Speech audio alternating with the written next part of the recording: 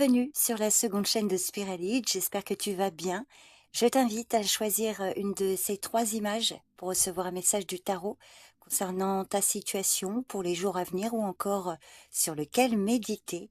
J'ai mis le timing de chaque image en commentaire épinglé, donc j'espère que cette lecture te parlera. Je te remercie pour ta présence et je te souhaite une bonne écoute. Le 5 de Pentacle à l'envers. Alors dans cette position, le 5 de Pentacle indique que tu es en train de sortir d'une période éprouvante. Tu as probablement connu l'isolement, le rejet ou une profonde insécurité, que ce soit sur le plan émotionnel, matériel ou spirituel. Mais aujourd'hui, tu n'es plus figé dans cette douleur. Il y a quelque chose qui s'ouvre et tu commences à entrevoir une issue. Alors, sur le plan affectif, cette carte peut indiquer que tu as traversé une phase de solitude, d'incompréhension ou de rupture. Pourtant, elle t'invite à reprendre confiance en toi, dans les autres, en l'amour ou en l'amitié, hein. Il est possible là, que tu retrouves le dialogue avec quelqu'un du passé ou que tu sois prête ou prêt à accueillir des relations plus saines et nourrissantes.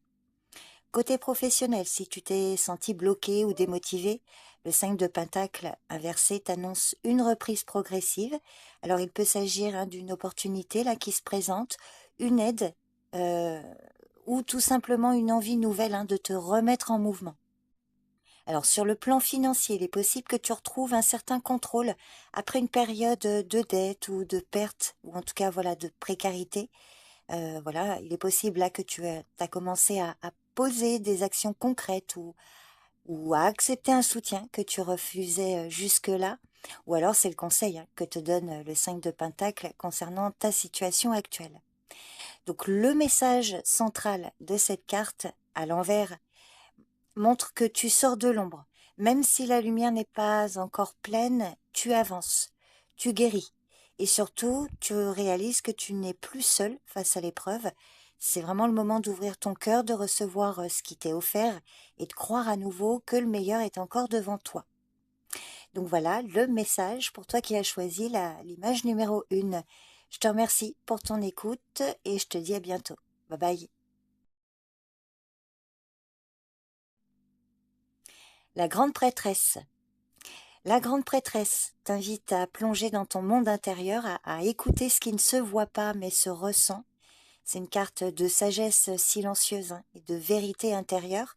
Elle te conseille vraiment de faire confiance à ce que tu sais déjà, au-delà des mots, des preuves ou des apparences.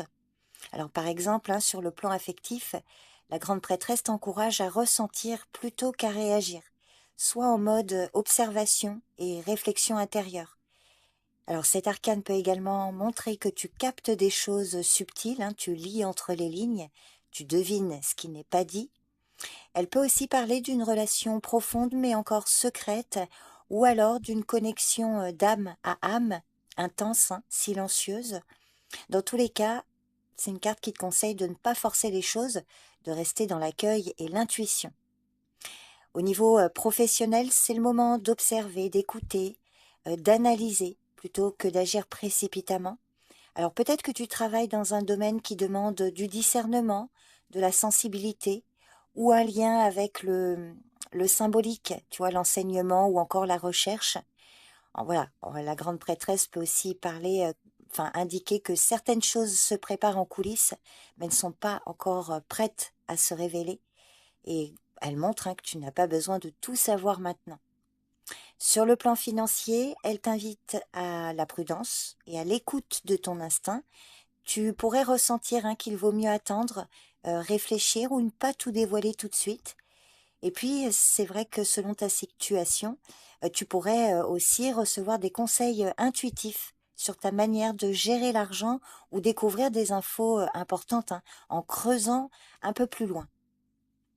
Donc pour résumer, cet arcane majeur parle d'une période d'introspection, de finesse intérieure. Ne cherche pas les réponses à l'extérieur, elles sont déjà en toi, dans tes ressentis, dans tes rêves, tes intuitions subtiles. Et là, elle montre que tu es en connexion avec quelque chose de plus grand que toi. Donc tu es vraiment invité à écouter, observer, laisser venir. Et quand ce sera le bon moment, tu sauras exactement quoi faire. Donc voilà le message pour toi qui as choisi l'image numéro 2. N'hésite pas à me faire un retour pour me dire si ça te parle. Je te remercie pour ton écoute et je te dis à bientôt. Bye bye. Le 8 de pentacle à l'envers. Alors le 8 de pentacle à l'envers peut indiquer que tu t'épuises à faire beaucoup sans vraiment avancer. Ou au contraire, tu évites de t'investir là où ce serait nécessaire.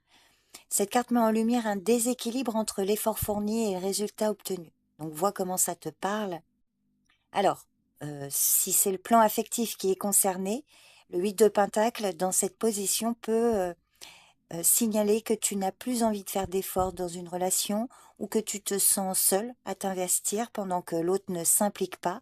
Alors, ça, il peut s'agir de ton couple, si tu es en couple, mais aussi d'une autre relation, une relation amicale avec un parent, un ami, enfin oui, ou encore un collaborateur. Il peut y avoir une forme de lassitude. Peut-être que voilà, tu as l'impression que rien ne change malgré tes tentatives. Ou alors, tu sais que tu pourrais construire quelque chose de beau, mais tu hésites à t'engager par peur de te tromper ou de reproduire les mêmes erreurs.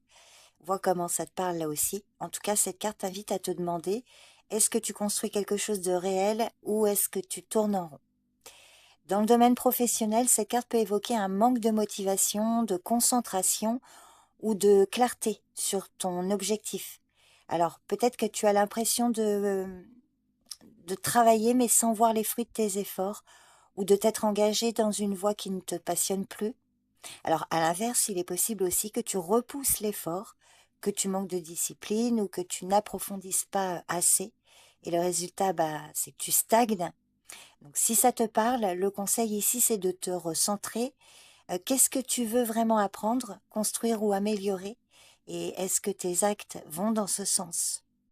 Sur le plan matériel, cette carte à l'envers peut signaler une gestion un peu négligente de tes ressources ou des dépenses répétitives liées à un manque d'organisation.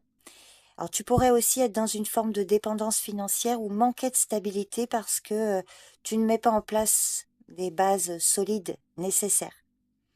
Peut-être que tu sautes des étapes ou alors tu cherches des résultats rapides là où le travail patient serait plus durable. Donc là aussi, cette carte t'encourage à revoir ta manière de gérer ton temps, ton argent et ton énergie. Donc quelle que soit ta situation, quel que soit le domaine concerné, cette carte peut indiquer que tu as besoin de faire une pause, de réévaluer ce à quoi tu donnes ton énergie. Ou peut-être qu'il est temps de recommencer avec plus de présence, de méthode et d'intention. Alors il ne s'agit pas de faire plus, mais de faire mieux, avec clarté, engagement et conscience. Donc, vois comment ça te parle. N'hésite pas à me faire un retour sur ce message. Je te remercie pour ton écoute et je te dis à bientôt. Bye bye.